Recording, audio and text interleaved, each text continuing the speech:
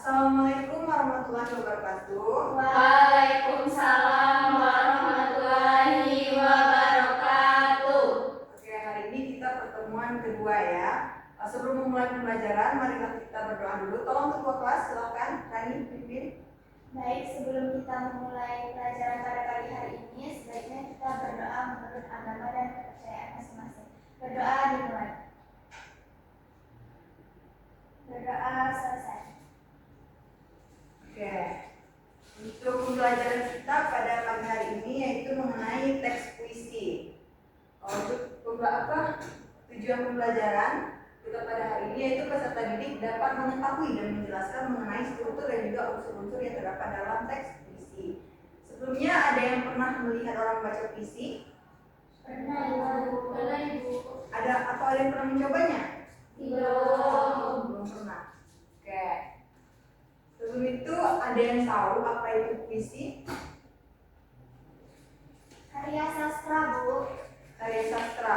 Benar sekali. Seperti kata Rani tadi ya, bahwa puisi merupakan suatu bentuk karya sastra yang berisikan kata atau baris-baris yang mengungkapkan gagasan, pandangan maupun perasaan dari si penulis. Oke, pembahasan kita pada pagi hari ini mengenai puisi, yang mana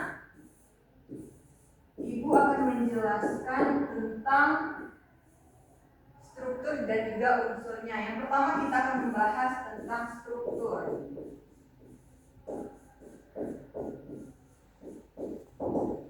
Nah, untuk strukturnya sendiri dibagi menjadi dua, yaitu struktur secara fisik dan juga struktur secara batin. Yang pertama kita akan membahas tentang struktur fisik. Itu terbagi menjadi 6 elemen. Yang pertama itu ada diksi atau pemilihan kata yang digunakan oleh penulis atau penyair di dalam suatu karya sastra bentuk puisi. Yang kedua itu imaji atau kata yang diungkapkan melalui panca indera atau yang bisa dibayangkan oleh si pembaca melalui suatu karya sastra puisi. Yang ketiga ada gaya bahasa atau majas. Nah, majas di sini itu penggunaan bahasa yang dapat menimbulkan imajinasi dari si pembaca itu tadi melalui majas metafora ataupun majas personifikasi. Yang keempat itu ada tipografi atau bentuk dari penulisan puisi itu seperti tanda baca atau penggunaan huruf kapital dan lain sebagainya. Oke, untuk elemen yang kelima itu ada kata konkret atau kata yang jelas yang bisa dibaca oleh si pembaca. Dan yang terakhir itu ada rima atau irama, yang mana irama itu adalah bunyi yang terdapat dalam puisi baik di awal puisi maupun di akhir. Oke, kita masuk ke struktur yang kedua. Yang pertama tadi struktur Fisik. Struktur fisik. Yang kedua kita masuk ke struktur batin.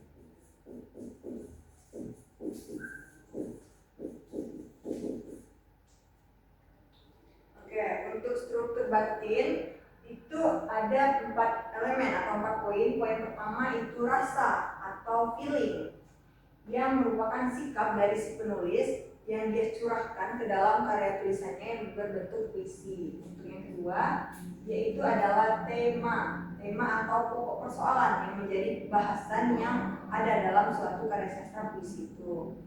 Yang ketiga itu ada nada, adalah bagaimana sikap dari si penyair terhadap pembaca nantinya dalam membaca teks puisi yang telah dia buat. Dan yang terakhir itu ada amanat atau pesan yang ingin disampaikan oleh si penulis.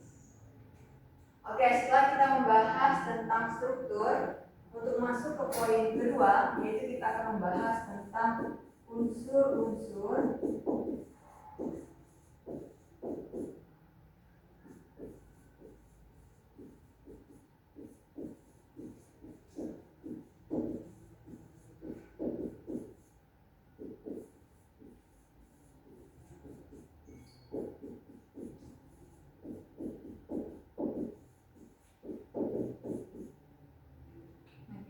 membahas tentang unsur-unsur yang membangun dari suatu teks puisi itu, yang mana unsur ini juga terbagi menjadi dua, yaitu ada unsur intrinsik atau unsur yang terdapat di dalam suatu teks puisi itu, dan juga unsur ekstrinsik yang mempengaruhi dari segi luar teks itu sendiri.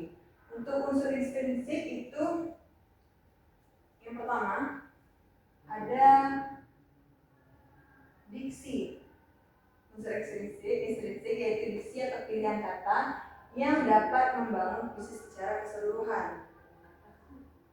Untuk yang kedua yaitu gaya bahasa atau majas seperti yang ada di dalam struktur tadi, yang merupakan gambaran dari kata-kata yang dapat membangunkan imajinasi dari si pembaca. Selanjutnya itu ada rima dan irama, yang mana merupakan bunyi yang terdapat dalam puisi baik itu di awal maupun di akhir teks itu sendiri. Dan yang ke-8 yang terakhir itu ada tema, yaitu merupakan ide atau gagasan pokok yang menjadi bahasan oleh si penyair yang dicurahkan ke dalam puisi. Oke, kita akan membahas tentang yang kedua itu ada unsur ekstrinsik. Nah, untuk unsur ekstrinsik itu ada 4 poin yang melatar belakangi terjadinya puisi itu sendiri. Yang pertama itu latar belakang sosial maupun sejarah. Maksudnya di sini itu teks puisi itu ditulis oleh penyair, dilatar belakangi oleh apa? Apa yang membuat puisi itu penyair itu bisa membuat puisi itu. Yang kedua itu latar belakang budaya. Maksudnya di situ lingkungan dari si penyair itu juga mempengaruhi dalam ia menuangkan imaji atau gagasannya ke dalam suatu karya sastra. Poin ketiga yaitu latar belakang pendidikan atau intelektual dari si penyair, yang mana seperti yang poin kedua dan ke-1 itu pendidikan juga mempengaruhi pola pikir dan juga gagasan untuk pandangan dari si penulis dalam membuat karya sastra puisi. Dan yang terakhir yaitu kepribadian dari si penyair yang bisa melatar belakangi terjadinya suatu karya sastra itu sendiri. Oke, di sini memberikan satu contoh teks puisi, yang mana teks puisi yang dibuat oleh Khairul Anwar yang berjudul Aku. Dan di sini juga menggunakan satu media yaitu bernama Spin, di mana untuk itu ibu akan membagi kalian menjadi 4 kelompok. Oke, boleh berhitung? 1, 2, 3, 4. Hitungnya 1, 2, 3. Oke, atau ini ada berapa orang? Ada 6 orang. Kita akan bagi menjadi 4 kelompok. Jadi satu kelompok ada 2, ada 1. Oke. Silakan duduk berkelompoknya. Sebelahan ya, Bu. Iya, sebelahan ya, bersama teman kelompoknya.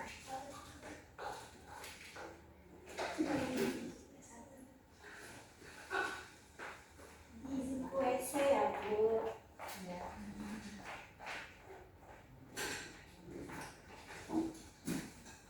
Oke, di sini ibu akan memberitahu dulu bagaimana cara bermain spin ini, yang mana kita akan bermain spin ini nanti.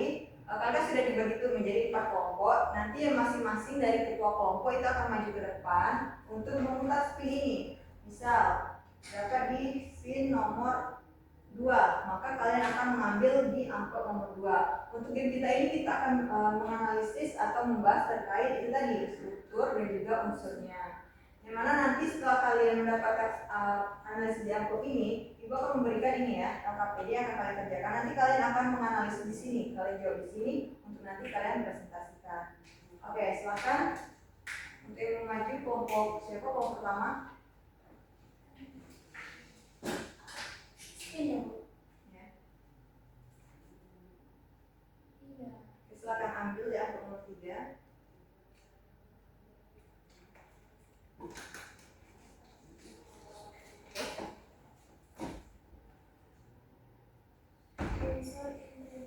Oke, berarti kelompok 1 mendapatkan unsur intrinsik. Oke, diberikan AKPD-nya ya.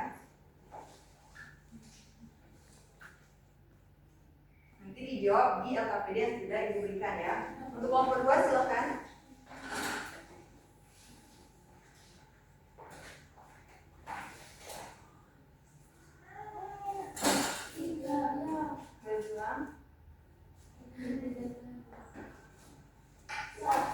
Oke, silakan ambil amplop nomor 1.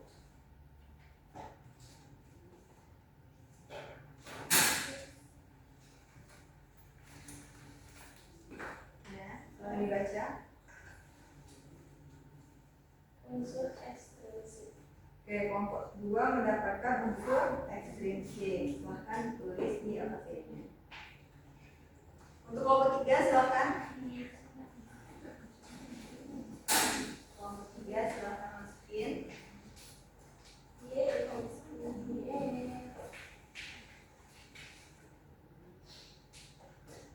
Terulang ya.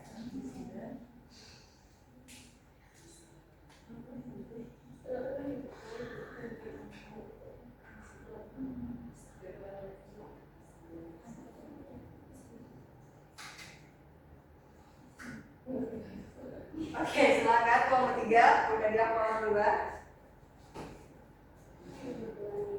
Nomor sana.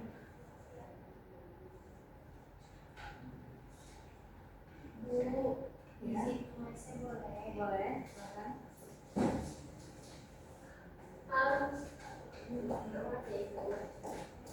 Oke, silakan dibaca. Untuk kelompok 3 mendapatkan Struktur fisik. struktur fisik. Untuk kelompok 4 silakan jadi maju. Karena tinggal satu amplop, berarti kelompok terakhir mendapatkan amplop di nomor 4. Silakan buka. Iya.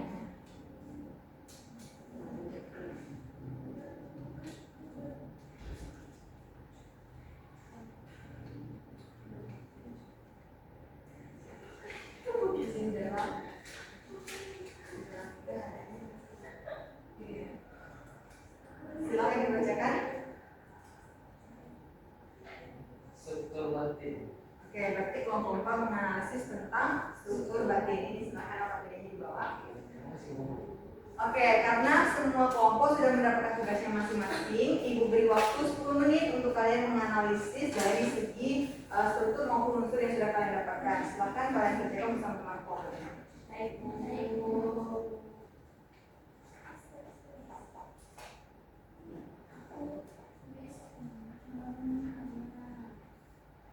Oke, sudah? Sudah, Ibu. Oke, karena semua kelompok sudah mengerjakan tentang analisis yang kalian dapatkan, silakan untuk mempresentasikan itu dari kelompok terakhir, silakan. Jadi untuk mempresentasikan hasil analisisnya. Untuk kelompok 4 itu mendapatkan tentang struktur batin. Oke, silakan. Jadi berdasarkan analisis yang saya lakukan sama teman-teman saya, yang pertama untuk fisik karya aku dari orang luar, tema yang diambil itu adalah tema pemberontakan dan eksistensialisme. Kemudian di sana terdapat perasaan atau rasa. Di sini sangat kuat menyampaikan perasaan sama kayak awal seperti kemarahan, pemberontakan, kemudian kesekian dan ketakutan, juga yang terakhir itu keberanian seperti itu. Selanjutnya untuk nada puisi Erwin Nawar ini bernada tegas, keras dan menantang, di mana salah satu nada menantang itu terdapat pada bait biar belum menembus kulitku, aku tetap merada menerjang. Nada ini mencerminkan mengejuang perjuangan yang karakter individualisme kayak. Kemudian untuk amanat, beberapa pesan penting yang disampaikan. Yang pertama itu adalah jadilah pribadi yang mandiri dan berani menghadapi tentang hidup. Kemudian jangan tunduk atau dikasihani oleh orang lain ketika mengalami penderitaan. Kemudian kehidupan yang bermakna adalah kehidupan yang berani menyatakan diri pada adanya walaupun berbeda dari orang lain. Kemudian yang terakhir itu semangat untuk hidup dan berkarya menjadi seperti. Oke, beri tepuk tangan untuk teman kalian. Oke, benar ya. Untuk kebedaannya cukup bukan sama ibu, beri nilai. Ya, boleh. Boleh, sekarang dulu untuk kelompok 4. Untuk kelompok 3 silakan maju menyampaikan hasil analisisnya.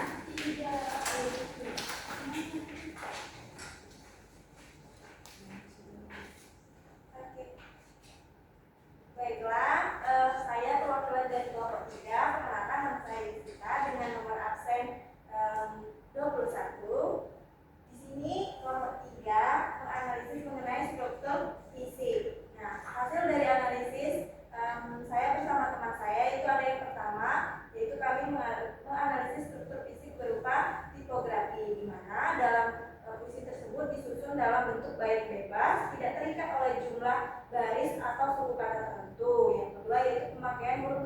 strukturnya, yaitu hanya di judul dan awal kalimat saja, yang mana ini menunjukkan gaya bebas dan personal dari si penulis.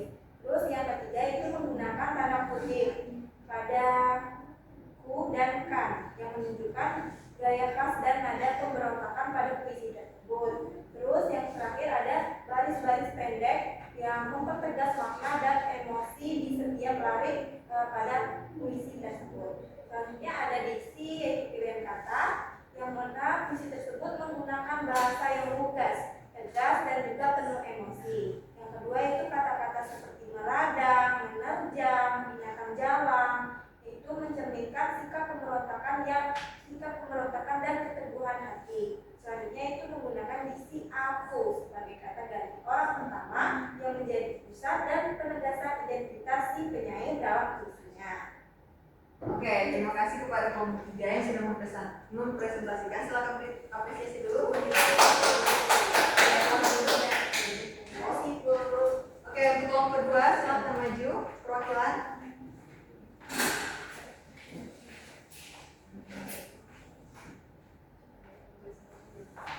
Baiklah, saya dari kelompok 2 akan mempresentasikan hasil dari unsur ekspresi. Di mana yang pertama itu adalah latar belakang sosial dan sejarah, di mana puisi ini ditulis pada masa penjajahan Jepang saat rakyat Indonesia sedang berjuang menuju kemerdekaan. Kemudian yang kedua itu adalah latar belakang budaya. Yang pertama itu munculnya puisi modern Indonesia pada masa itu yang mulai meninggalkan bentuk puisi lama seperti pantun, syair, gurindam. Kemudian yang kedua, Chairil Anwar memperkenalkan puisi bebas dengan gaya bahasa ekspresif, individual, dan tidak terikat aturan. Kemudian yang ketiga adalah budaya lama yang mendatangkan sopan santun dan kesantunan bahasa, dilawan oleh gaya puisinya yang lugas dan liar.